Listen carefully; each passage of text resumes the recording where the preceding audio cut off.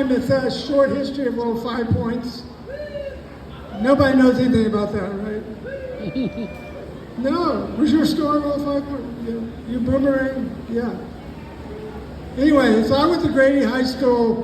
When I went to Grady, little 5 points was a place you did not go to. And then I was a hippie on 14th Street. Again, little 5 points was a place you didn't go to.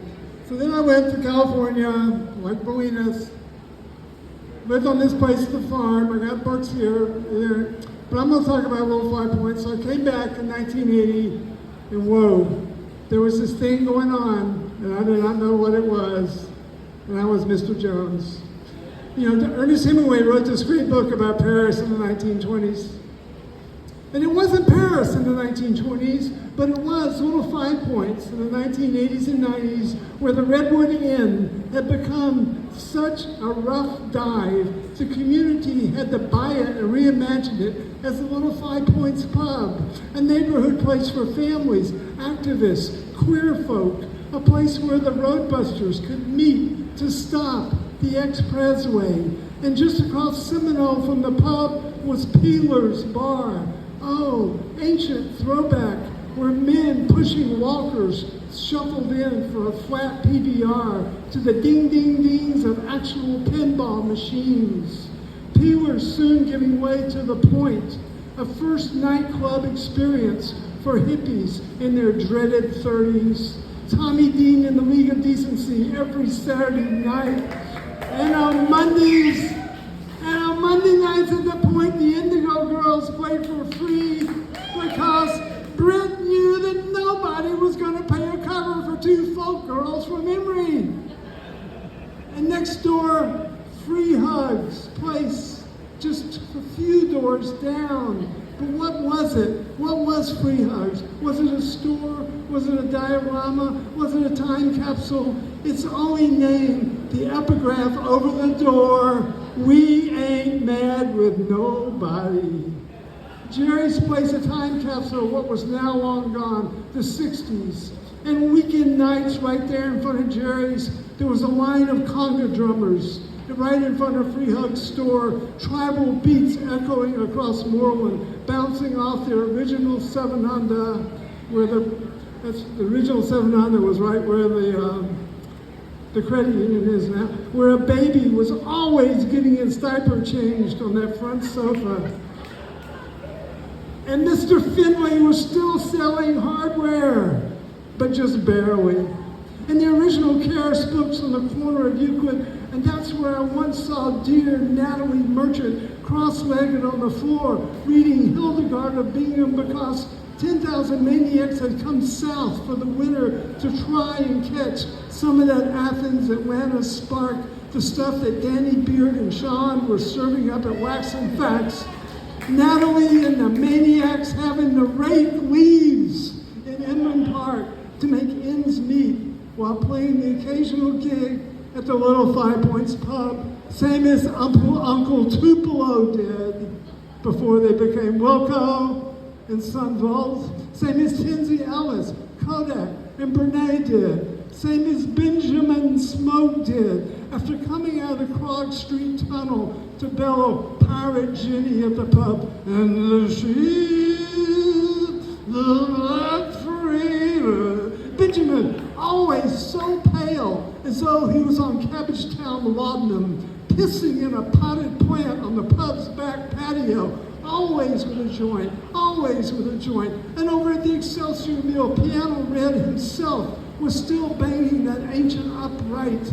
Piano Red, who the Rolling Stones said was the best blues artist they had ever seen, but there he was, playing for free with people making noise. He had the right string, baby, but the wrong yo-yo. Red playing for himself over the noise of drunk tech frat boys, while our two daughters ran wild and begged us for more Donkey Kong quarters.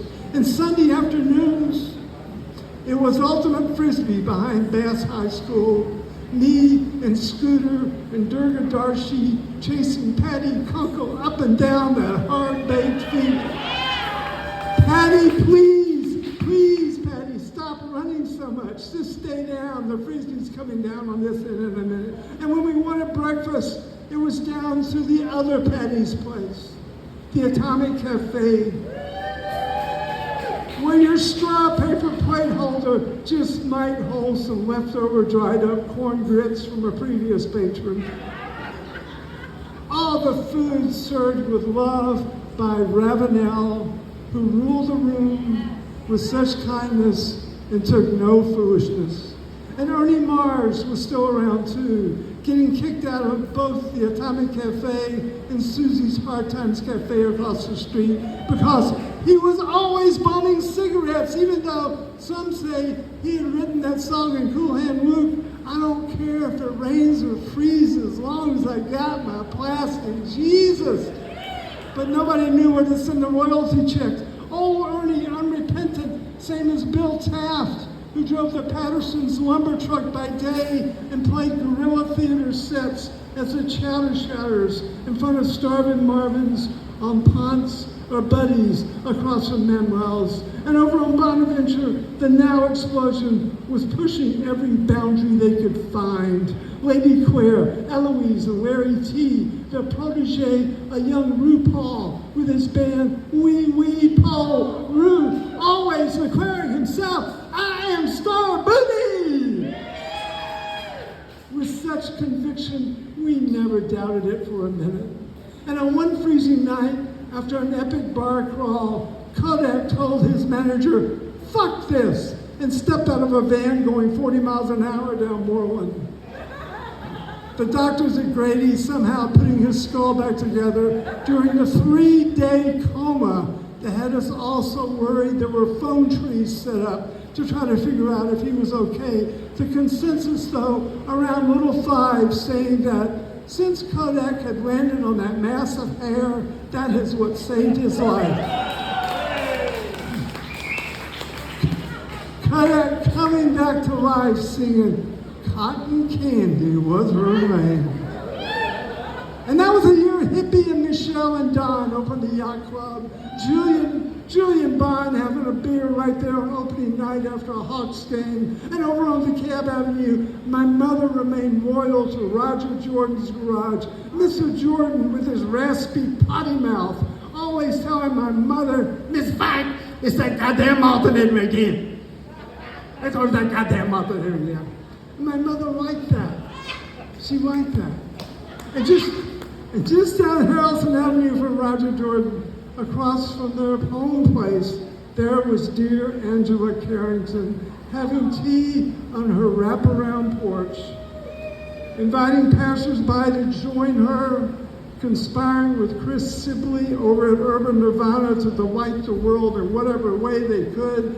Angela's young, long yellow van full of petite yayas after school. All her yayas going on the greater things. This whole scene, of course, right on top of the middle of the Saccaramas view of the Battle of Atlanta. All this going on, Little 5 Points was on top of hallowed ground where a war against enslavement of people had been fought. And down at the bottom of the Alta Hill, there was the Austin Avenue Buffet. A last holdover from the Milltown bars of Cabbagetown, just across the tracks. The buffet now attracting a new breed, the redneck underground. They came with poser art school girls who mingled with the under-reconstructed real deal roofers on Sunday afternoons where we watched NASCAR races on our very fuzzy color TV with warm PBR washing down those pickled eggs in that big jar. Oh, those things were green. And there was Slim Chance and the Convicts playing sets after every race with Todd Butler on vocals doing his amazing country impersonations. And Skinny Frankie was up on the bar, undulating, dancing, while smoking a cigarette through his stainless steel neck stoma. You really did that. But hovering over the whole shebang, hovering over all Little 5 Points and all that went at that time, who was it? It was Deacon Lunchbox.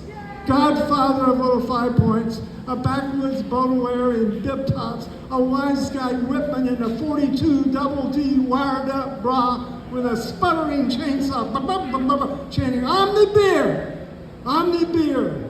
Was it Portal 43 or Portal 34?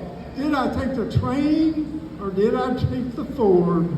An old deacon got a proper New York Times literary obituary after some Peckerwood drunk crossed the center line and took him out, along with half of the Jody Grimes. And poor Kelly Hogan having to move to Chicago where it's always cold. And the last thing Deacon Lunchbox ever said to me on this earth, we were standing on top of Slim Chance's U-Haul truck in turn 1 of the Atlanta Motor Speedway at the Hooters 500, by God. The Dixie Hickeys, as always, bringing him endless fried chicken, which was why I was standing by him. And that's when he leaned down to shout in my ear, because you had to shout to be heard in turn 1. Deacon Lunchbox yelling, Rupert, the king is an alien. And I was like, what? And Deacon said, Petty, Richard Petty, the king. Because the king drives the 43 car, and 4 + 3 = 7, and there are 7 stars in the Pleiades, and we all know that all UFOs come from the Pleiades. And then next month he was dead. God bless us all, amen. World without end. We won't see his kind again. We won't see any of all that again. Thank you.